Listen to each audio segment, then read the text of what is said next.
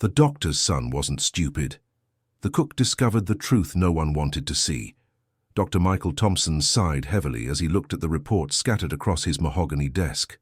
His 5-year-old son, Ethan, had failed yet another educational assessment, confirming what all the specialists had known for 2 years. It was then that the new cook, Rebecca Wilson, gently knocked on the office door. She had only arrived at the Bel Air mansion a week ago, but something about the boy deeply troubled her. "Doctor, may I speak with you about Ethan?"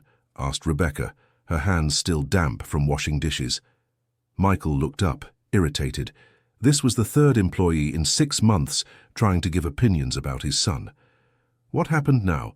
Did he make a mess in the kitchen again? "Actually, doctor, it's the opposite.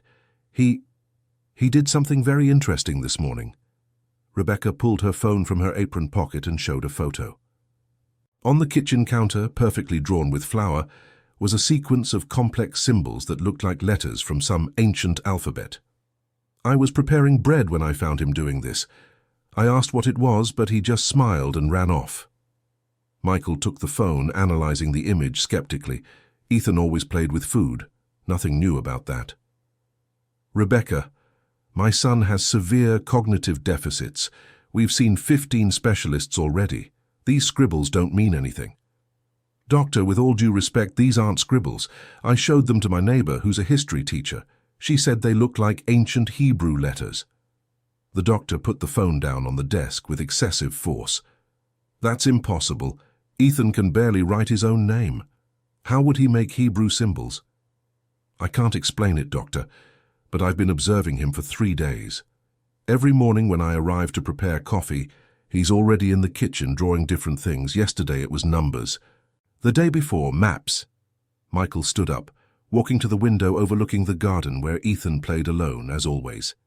The therapist, Dr. Sarah, would arrive in an hour for the daily session, and as usual, would confirm that the boy hadn't made progress. "Rebecca, I appreciate your concern, but you don't understand the situation. My son needs special care. I can't feed false hopes." The cook nodded, but her eyes revealed determination. She had raised 4 children alone in the outskirts of Los Angeles and knew how to recognize intelligence when she saw it. There was something very special about Ethan that everyone was ignoring. That afternoon, while Michael saw patients at his private clinic, Rebecca decided to observe more closely. Ethan was sitting on the kitchen floor, organizing beans into perfect geometric patterns. She approached slowly, pretending to clean the counter. "Ethan, what a pretty drawing you're making." The boy looked up with light eyes, the same shade as his father's.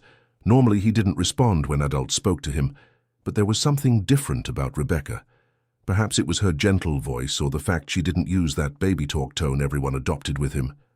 "It's the map of the stars," said Ethan, his voice clear and articulate. Rebecca nearly dropped her dish towel. It was the first time she'd heard the boy form a complete sentence. "Map of the stars, where did you learn about that?" "I see it on my bedroom ceiling when Daddy thinks I'm sleeping. The stars make patterns and I memorize them." The cook knelt beside him, her heart racing. Ethan continued organizing the beans, now clearly forming the Big Dipper constellation. "Ethan, how many beans did you use to make that?" The boy didn't even need to count. 42. I always use 42 for this constellation. It's the perfect number for it." Rebecca felt a shiver. That was not a boy with cognitive deficits. That was a genius being smothered by mistaken diagnoses. Dear listener, if you're enjoying the story, please take a moment to like and especially subscribe to the channel. It really helps us who are just starting out. Now continuing. That night Rebecca couldn't sleep. In her small apartment in Silver Lake, she researched online about gifted children and savant syndrome. The more she read, the more convinced she became that Ethan fit the profile. All the characteristics were there: photographic memory, ability to see complex patterns, difficulty with social interaction due to boredom with activities unsuitable for his mental age. The next morning she arrived early at the mansion. Ethan was already in the kitchen, but this time he wasn't playing. He was crying silently, tears streaming down his face as he looked at a torn notebook. "What happened, my angel?" "Aunt Sarah tore up my drawings. She said they were ugly scribbles and that I needed to stop doing silly things. Rebecca picked up the pieces of paper. Even torn, she could see they were extremely elaborate drawings, architectural blueprints, molecular diagrams, complex musical scores. She said if I kept doing these things, Daddy would be sad because I wasn't getting better, continued Ethan, his voice choked. Rebecca's indignation was immediate and visceral. How could a professional destroy a child's creative work? How could she use emotional blackmail on a 5-year-old boy? Ethan, listen carefully to what I'm going to tell you. Your drawings are beautiful and intelligent. You're not doing anything wrong.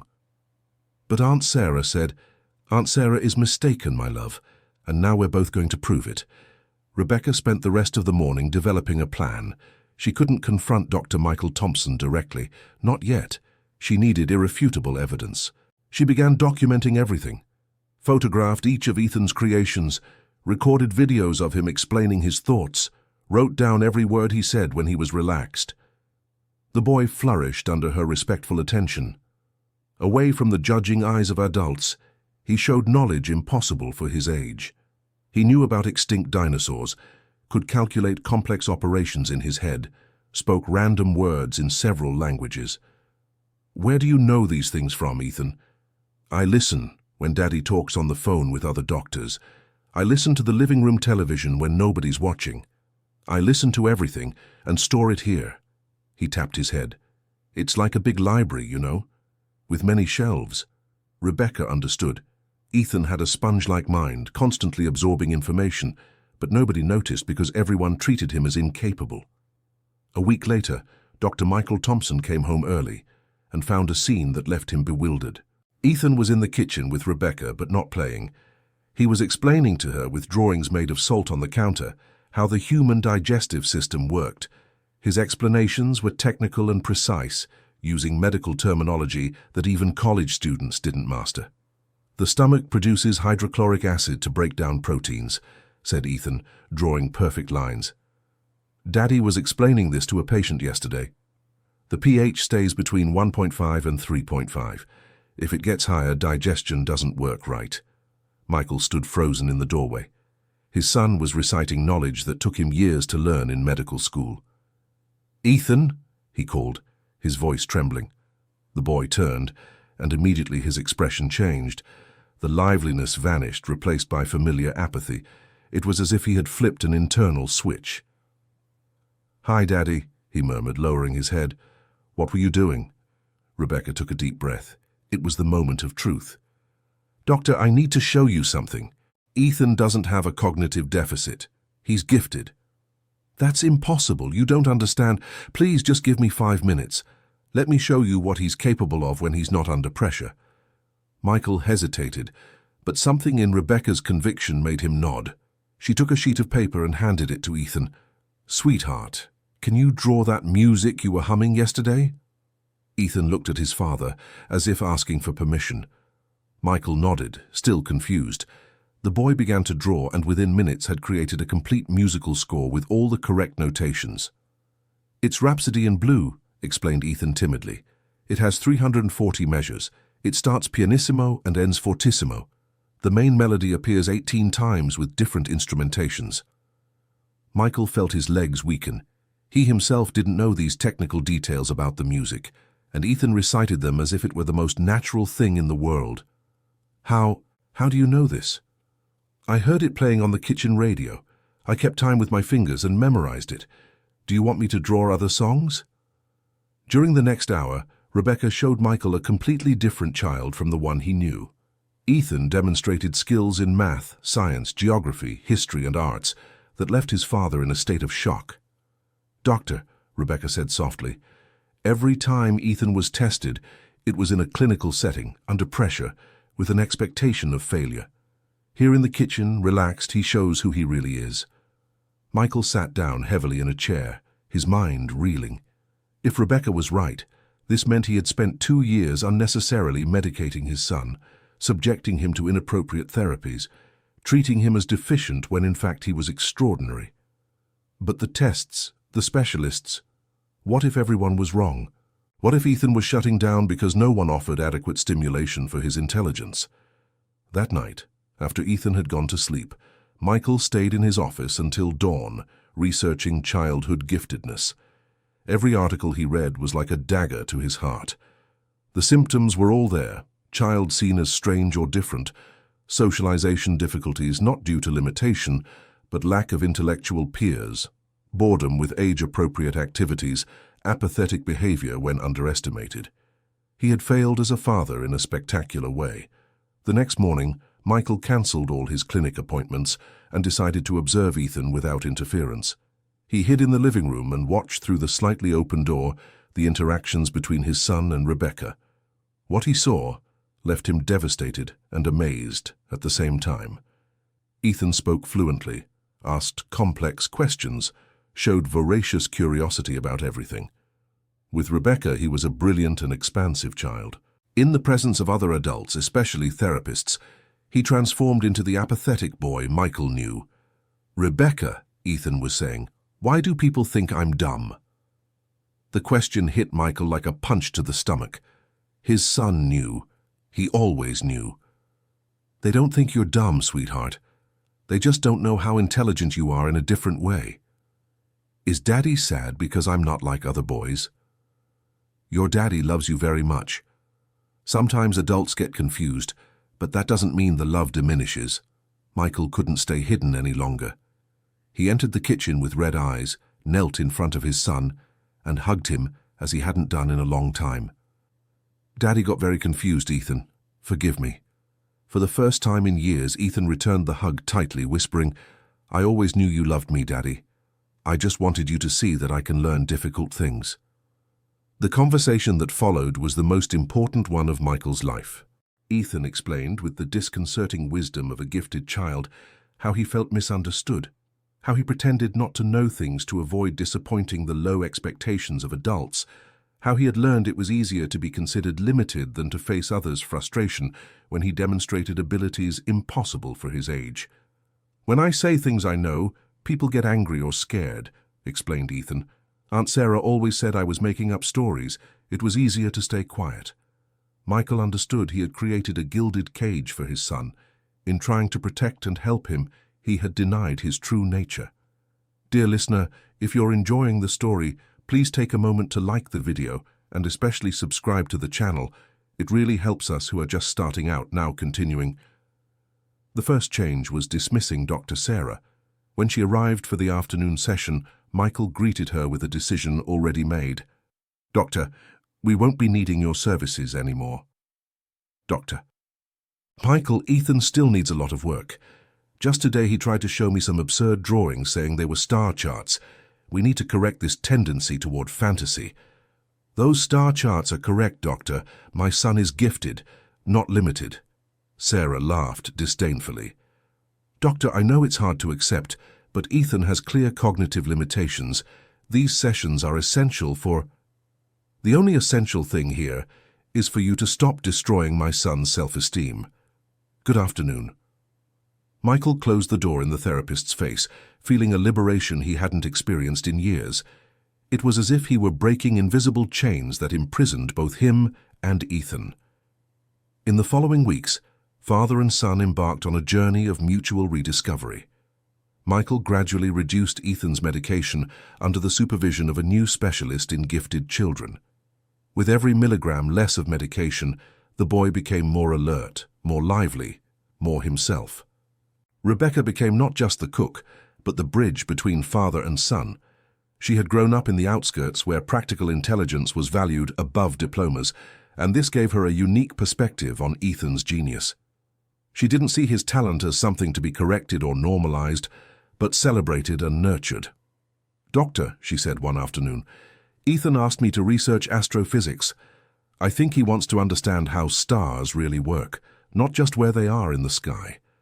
Michael, who had spent his entire life immersed in medicine, found himself having to chase knowledge in completely different areas to keep up with his son's interests. It was humbling and wonderful at the same time. The most shocking revelation came when Catherine, Michael's wife and Ethan's mother, returned from one of her long business trips. She was an executive at a multinational corporation and spent more time away than at home. When she arrived expecting to find the same old scenario, Ethan apathetic, Michael frustrated, she encountered a complete transformation. "What's going on here?" she asked upon finding Ethan in the living room, explaining to Michael how black holes worked using an orange and a marble.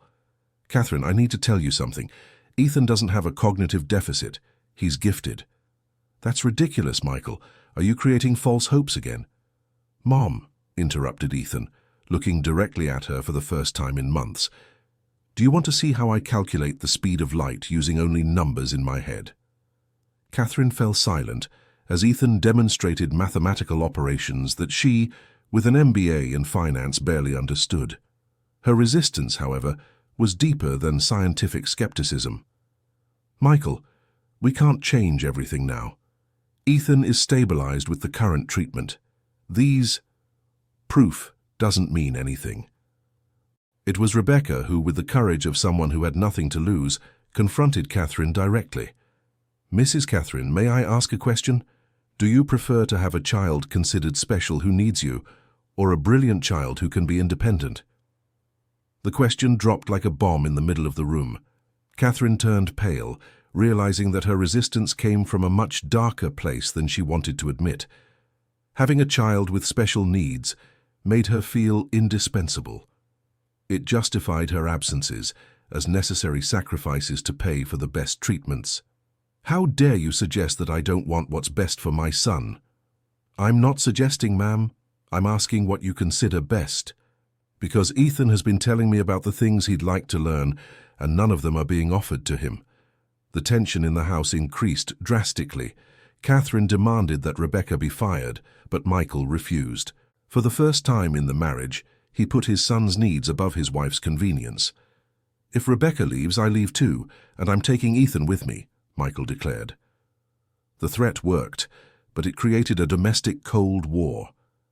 Catherine began treating Rebecca with open hostility, questioning every decision related to Ethan's education.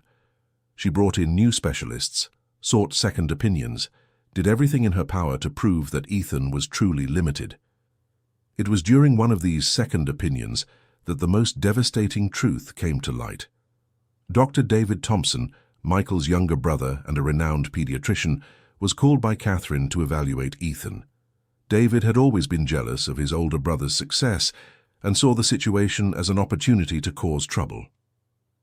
"Michael," said David, after spending an afternoon observing Ethan, "I need to tell you something I should have said a long time ago." "What is it?" "Remember Ethan's first evaluation when he was 3 years old? The one that confirmed the initial diagnosis? Of course, it was based on that we started all the treatment. I helped interpret the results of those tests, and they did not indicate cognitive limitation. In fact, they indicated the opposite." Michael felt the floor drop out from under him. "What are you saying?" "I'm saying I distorted the results because I was jealous of you. You were always the perfect son, the successful doctor, the husband of an important executive. When I saw that Ethan could be a prodigy, I couldn't stand the idea of you having even more reasons to be proud." David's confession was like a nuclear explosion in the family. Michael discovered that he had medicated and limited his son for 2 years based on a lie driven by fraternal envy. The guilt and anger he felt were so intense that he had to physically distance himself from his brother to avoid doing something he would regret. Rebecca, who witnessed the confession, saw Michael break down emotionally.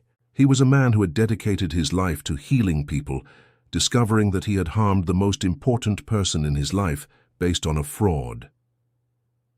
"Doctor," she said softly, "what matters isn't what happened, but what we do from now on." "How can I forgive myself, Rebecca? How can I look at Ethan knowing I stole 2 years of his life? You didn't steal anything. You acted with love, based on what you believed to be true. Now that we know the real truth, we can help Ethan flourish." The recovery wasn't immediate or easy. Ethan had deeply internalized the idea that he was limited, and breaking that mental programming required patience and consistency. Rebecca became the architect of this rebuilding, using the kitchen as a learning laboratory. She discovered that Ethan learned best through sensory experiences. Math became cake recipes where the proportions needed to be exact. Chemistry happened through observing how ingredients transformed during cooking. History was told through traditional dishes from different cultures. "Look, Ethan," Rebecca would say while they baked bread, "when we mix yeast with sugar and warm water, a chemical reaction occurs. The yeast start feeding on the sugar and produce carbon dioxide. That's why the dough rises." Ethan absorbed everything with impressive veracity. Within weeks, he had advanced the equivalent of years of formal education. But more important than academic progress was the recovery of his self-esteem. "Rebecca," he said one afternoon, "I like being smart. Before I was ashamed, but now I like it." "And you should like it, my dear. Intelligence is a gift, not a curse." Michael, watching his son's transformation, made a radical decision. He temporarily closed his private practice and dedicated himself entirely to understanding and supporting Ethan. It was his way of trying to compensate for the lost years. Dear listener, if you're enjoying the story, please take a moment to like and especially subscribe to the channel. It really helps us who are just starting out, now continuing. The tension at home peaked when Catherine brought in a new specialist, Dr. Jonathan Miller, a renowned child neuropsychiatrist. She was determined to prove that Ethan needed to continue with medication and intensive therapies. "Dr. Thompson," Miller said after examining Ethan, "I understand your hopes, but this boy clearly has autism spectrum disorders with cognitive impairment. The demonstrations you showed me might be savantism, but that doesn't mean he's functional." "Functional?" Michael exploded. "My son is 5 years old and solving equations that college students can't. How is that not functional? Isolated skills don't constitute general intelligence. Ethan needs rigid structure, stabilizing medication, and low academic expectations." It was then that Rebecca, who had remained silent during the consultation, asked permission to speak. "Dr. Miller, may I do a test with Ethan?" "I don't see how that would be relevant to a medical evaluation." "Please, just 5 minutes." Rebecca brought ingredients from the kitchen and placed them on the living room table. Flour, eggs, milk, yeast, sugar, salt. "Ethan, can you help me calculate how much of each ingredient we need to make bread for 20 people? The boy looked at the ingredients and immediately began calculating not just the proportions, but also the necessary baking time, considering Los Angeles's altitude, the day's humidity, and the oven's power. For 20 people, considering each person eats approximately 150 grams of bread, we need 3 kilograms of flour, 1.8 liters of warm water at 98 degrees Fahrenheit, 45 grams of yeast, 60 grams of salt, and 30 grams of sugar. The baking time will be 28 minutes at 400 degrees Fahrenheit, but we need to reduce it to 25 minutes because today is very humid." Dr. Miller was speechless. Ethan had not only done complex calculations in his head, but had considered environmental variables that not even professional bakers always take into account. How does he know about relative humidity?" "Because he pays attention to everything," Rebecca answered, "and because nobody ever told him it was impossible for a child to know that." "Doctor," said Ethan, looking directly at Miller, "do you want me to explain why humidity affects the flour's gluten? It has to do with the hydrogen bonds between the protein molecules." Miller's assessment completely changed. He spent the next 2 hours testing Ethan in various areas, discovering not just extreme giftedness, but a rare form of genius that combined logical mathematical intelligence with sensory intelligence. "Dr. Henrique," said Miller before leaving, "your son not only doesn't have a cognitive deficit, but has one of the highest IQs I've ever encountered. He needs specialized education for gifted children, not medication for non-existent limitations." Catherine received the diagnosis in silence, but Michael could see the resistance in her eyes. Ethan's transformation meant she would have to completely rebuild her identity as a mother. She would no longer be the woman who sacrificed herself to care for a special needs child, but the mother of a prodigy who might not need her as much. The final straw came when Ethan, in a spontaneous display of affection, prepared a full dinner for the family. At 5 years old, he cooked a perfect risotto, explaining each step of the process in chemical and physical terms.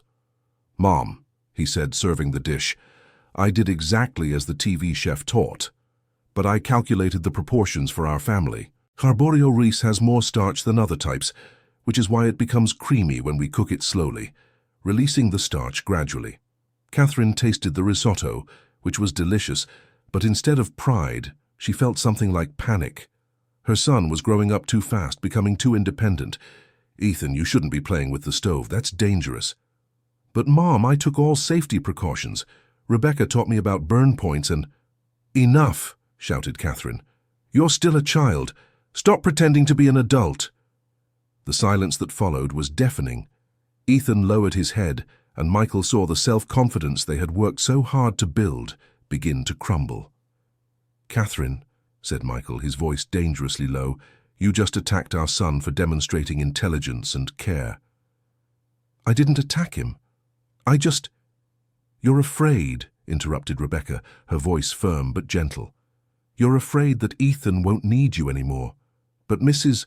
Catherine, he will always need love, support, a mother who believes in him. The difference is that now he needs it to grow, not to be limited." Catherine left the room without responding, but everyone knew Rebecca had hit the nail on the head. In the following days, the household tension became unbearable. Catherine began subtly sabotaging Ethan's progress, criticizing his interests as unhealthy obsessions, suggesting he needed to play like a normal child. It was Michael who made the most difficult decision of his life. One afternoon, after Catherine left for another business trip, he sat down with Ethan and Rebecca in the kitchen. "Ethan, Daddy needs to tell you something important. Daddy and Mommy are having problems because we disagree about what's best for you." "Are you fighting because of me?" asked Ethan, his eyes filling with tears. "No, my son. It's not your fault. Adults sometimes see things differently. But I want you to know that Daddy will always support you being exactly who you are." "What if Mommy doesn't like who I am?" Michael felt his heart break. How to answer such a painful question from such a young child? "Mommy loves you, Ethan. Sometimes people's love gets confused when they're afraid, but the love is there even when it's confused." Rebecca, watching the interaction, made her own decision. That night, when Catherine returned from her trip, she waited for her in the kitchen. "Mrs. Catherine, may I speak with you? If it's to defend more of Ethan's genius moments, I'm not interested. Actually, I want to talk about you." Catherine stopped, surprised by the direct approach. "I raised 4 children alone, Mrs. Catherine. I know what it's like to be afraid of no longer being needed. But there's a difference between being needed and being limiting. You know nothing about my life. I know you work hard because you're good at what you do. I know you travel because you need to support this family and the lifestyle you've chosen. And I know you're afraid that if Ethan becomes too independent, there won't be room for a mother's love." Catherine sat down, her defensiveness beginning to melt away. "He's growing up so fast, Rebecca. Sometimes I look at him and don't recognize my baby. But he's still your baby, ma'am. He's just showing who he always was inside. You can choose to see this as loss or as discovery. What if I don't know how to be a mother to such a special child?" "You learn, just like all of us are learning. Ethan doesn't need less love. He needs a different kind of love. Love that celebrates instead of limits." This conversation marked the beginning of a transformation in Catherine. It wasn't immediate. She still resisted, still had moments of relapse into old patterns. But slowly she began to see Ethan with new eyes. The turning point came when Ethan, in a spontaneous show of filial love, drew a detailed map of all Catherine's travels, marking every city she'd visited for work over the last 2 years. He had paid attention to every phone conversation, memorized every destination, and transformed it into a precise work of cartographic art. "Mom," he said, handing her the drawing, "I made this so you'd see I always knew where you were, even when you were far away, and that I'm proud when you accomplish important things at work." Catherine broke down in tears. She realized she'd spent so much time worrying about what Ethan couldn't do that she'd completely missed everything he observed, understood, and felt. "Forgive me, my love," she whispered, hugging her son. "Forgive me for not seeing who you really are." From that moment on, the family began a true rebuilding. Catherine reduced her travels, requesting to work more from the United States office. Michael reopened the clinic, but with flexible hours that allowed him to support Ethan.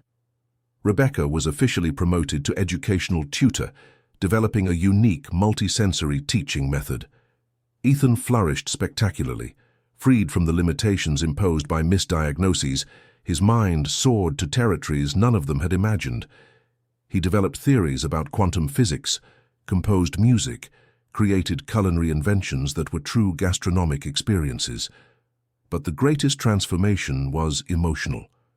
The withdrawn, apathetic boy gave way to a vibrant, curious, affectionate child. He laughed, asked questions, demonstrated a joy for living that had been dormant for so long. "Daddy," he said one night before bed, "thank you for letting me be myself. Thank you for teaching me that true love doesn't limit. It liberates," replied Michael, realizing he'd learned more about fatherhood in recent months than in all previous years. The family also made a revolutionary decision to transform their home into a learning center for misunderstood, gifted children. Rebecca would lead the project, using her sensory and practical approach to help other families going through what they had experienced. "How many children must be suffering like Ethan suffered?" Catherine asked during a family meeting. "How many parents are making the same mistakes we made?" The project became a family mission. Michael used his medical knowledge to identify cases of misdiagnosis. Catherine applied her business skills to structure and fund the center. Rebecca developed innovative teaching methodologies. And Ethan, with his experience of overcoming, became a living example that labels don't define potential. The first boy they received was Jacob, 6 years old, diagnosed with severe autism, but who, under Rebecca's guidance, revealed himself to be a math prodigy. The second was Emma, 4 years old, considered mute but who actually had exceptional musical talent and communicated better through melodies. "It's not the children who are limited," Rebecca would say to the desperate parents who arrived. "It's the methods we use to understand them that are limited." The center grew, gaining national recognition. Universities began sending researchers to study Rebecca's methodologies. Pediatricians started referring difficult cases. What had begun as one family's personal journey had turned into a quiet revolution in the education of gifted children. Ethan, now 7 years old, had become not just an extraordinarily intelligent child, but also an emotionally balanced and socially connected boy. He made friends easily among the other children at the center, finally finding intellectual peers who understood his curiosities and interests. "Rebecca," he said one afternoon, while teaching a younger child to do density experiments with oil and water, "thank you for showing me that being different can be a good thing. Thank you for teaching me that sometimes it's not the children who need education, but the adults who care for them," replied the woman, who had transformed not just Ethan's life, but that of the entire Thompson family. The story spread beyond the center's walls. Journalists came to document the work. Publishers became interested in publishing Rebecca's methodologies. Other cities wanted to replicate the model. But for the Thompson family, the true success wasn't in the public recognition. It was in the mornings when Ethan woke up excited to learn something new, in the afternoons when Catherine came home from work, eager to hear about her son's discoveries, in the evenings when Michael felt genuinely proud to be a father. "You know," Catherine said one night, watching Ethan explain astronomy to a group of new children at the center, "I spent so much time wanting him to be normal that I almost missed the chance to see that he is extraordinary." "We all make mistakes," Michael replied. "What matters is that we learned and changed, and that now other families don't have to go through what we did." Rebecca, watching the scene from afar, smiled with satisfaction. She had arrived at the Thompson mansion as a simple cook looking for work. She knew she would leave one day, but not as an employee. She would leave as a recognized educator, as a family friend, as the person who had given Ethan back his true identity. "Ethan," she called, "come help me prepare dinner. Shall we make that new recipe you invented?" "Of course, Rebecca," replied the boy, running to the kitchen where it had all begun. As they cooked together, Rebecca reflected on how life can change when someone has the courage to question established truths, to see beyond appearances, to believe in human potential even when everyone says it doesn't exist. Ethan wasn't dumb. He never had been. He was just a brilliant mind trapped in a box too small. waiting for someone with enough wisdom to open the door and let him fly. And Rebecca had been that person, a cook who changed a life with her ability to see, truly see, a child everyone had labeled without understanding. In the kitchen where the truth had been discovered, they were preparing not just dinner, but the future of a new generation of children who would no longer need to hide their genius behind mistaken diagnoses. The Learning Center grew beyond all expectations. In 2 years, they were serving 40 gifted children, each with their own story of family misunderstanding and inadequate diagnoses. Rebecca had developed an identification protocol that was being studied by international universities. "Dr. Michael Thompson," said Dr. Jonathan Miller during one of his visits to the center, "you are revolutionizing how we understand giftedness in children. We already have 15 pediatricians from the city referring cases for re-evaluation." "The credit all goes to Rebecca," replied Michael. "She saw what all of us, with our diplomas and specializations, were unable to see." Ethan, now 8 years old, had become a kind of ambassador for the center. He showed skeptical parents that gifted children could be emotionally stable and socially adapted when they received proper stimulation. "Before I felt alone because no one understood what I liked," he told a group of new parents. "Now I have friends who also enjoy astronomy, mathematics, and molecular gastronomy." The most remarkable transformation, however, happened in Catherine. The executive who once saw her son as a project to be fixed had become a passionate advocate for alternative education. She used her business connections to secure funding and partnerships, turning the center into a national reference. "I discovered," she said in an interview with a specialized magazine, "that my role as a mother was not to mold my son to be who I thought he should be, but to discover who he truly was and support that unique person." The project expanded to include teacher training. Rebecca, who had never set foot in a university, found herself giving lectures to educators and psychologists about sensory teaching methodologies. "Theory is important," she said in her presentations, "but respectful observation of the child is fundamental. We need to learn to listen not just to words, but to the unique ways each child finds to express themselves." One of the most touching stories at the center was that of Olivia Grace, a 5-year-old girl who had been diagnosed with selective mutism. The parents arrived desperate after 2 years of therapies with no results. "She doesn't talk to anyone outside the home," explained the mother. "The doctors say it's trauma, but we can't identify what caused it." Rebecca spent a week observing Olivia Grace. The girl seemed absorbed in her own thoughts, constantly drawing complex geometric shapes. On the 5th day, Rebecca had an intuition. "Olivia Grace," she said softly, "can you show me how these drawings sound?" The girl looked up, surprised. For the first time, someone had noticed that her drawings were related to sounds. "Do you hear music when you draw?" continued Rebecca. Olivia Grace nodded vigorously. Rebecca brought a keyboard and asked the girl to play what she heard in her drawings. To everyone's astonishment, Olivia Grace played a complex and original composition, her small hands dancing over the keys with impressive precision. "She is not mute," explained Rebecca to the stunned parents. "She is a composer. Her mind is so busy creating music that there's no energy left for conventional verbal communication." In 3 months, working with musical stimuli, Olivia Grace not only began to speak, but also revealed a sophisticated musical vocabulary. She had been composing entire symphonies in her mind, creating a private sound universe that no one had been able to access. Cases like this multiplied. Tyler, the hyperactive, who was actually a potential inventor. Charlotte Ann, the distracted, who possessed an eidetic memory for visual details. Each child brought a story of misunderstood genius. Ethan became a natural mentor to the younger children. His experience of overcoming made him especially skilled at identifying when a child was hiding their abilities out of fear of rejection. "I know what it's like to be afraid to show that you're smart," he told the newcomers. "But here, you can be who you really are. No one will say you're making things up or being strange."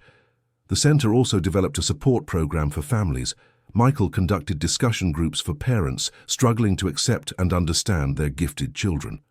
Catherine led workshops about balancing parental expectations with children's actual needs.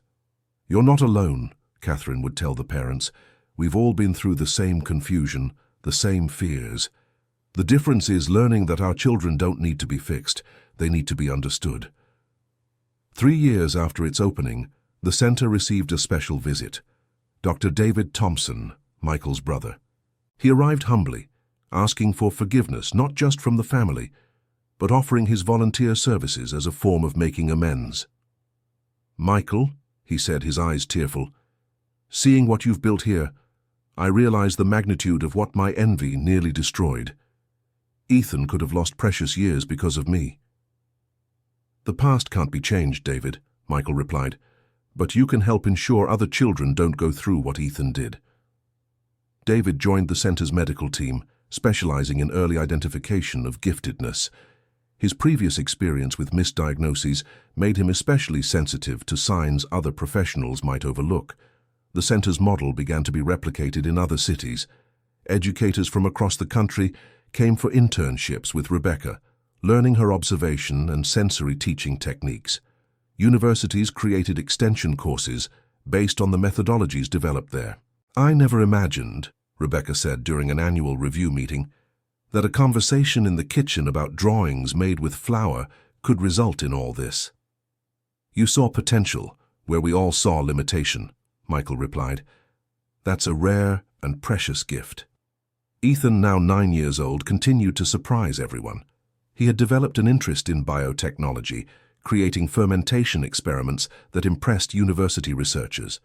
His unique fusion of scientific knowledge and culinary skills generated innovations even adult experts hadn't considered.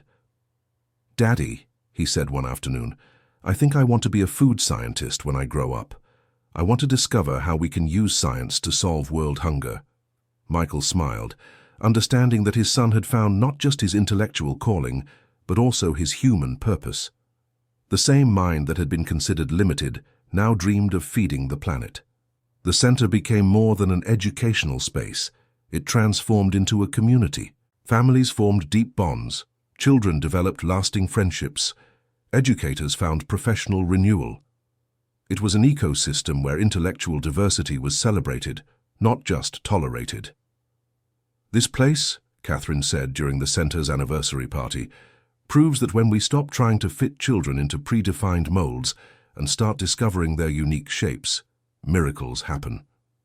Rebecca, watching the hall full of happy children, proud parents, and inspired educators, felt deep satisfaction. She had started as a cook looking for work. She had become an education revolutionary, changing not just individual lives, but entire paradigms about human potential. "Ethan," she called, "come here for a minute." The boy approached, curious. "Remember when we met? You drawing with flour on the kitchen counter?" "Of course I remember. That's when my life really changed." "Mine changed too, my dear. You taught me that sometimes the person who needs education the most is the one doing the teaching."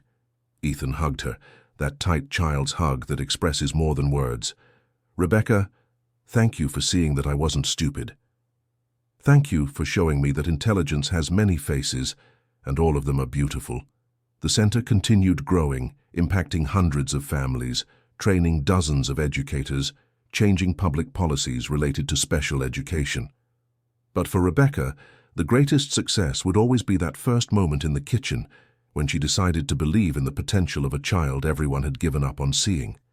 Ethan wasn't stupid. He never had been. He was just an extraordinary mind waiting for someone to have enough wisdom to look beyond the labels and discover the genius that had always been there, shining quietly behind mistaken diagnoses and limited expectations. And Rebecca had been that person. A cook with the heart of an educator, who proved that sometimes the greatest discoveries happen not in sophisticated laboratories, but in simple kitchens where love and careful observation come together to reveal truths that transform lives forever. End of story. So, dear listener, what did you think of this story of overcoming and discovery? Do you know any child who, like Ethan, might be misunderstood? Share your thoughts in the comments and don't forget to subscribe to the channel for more heartwarming stories.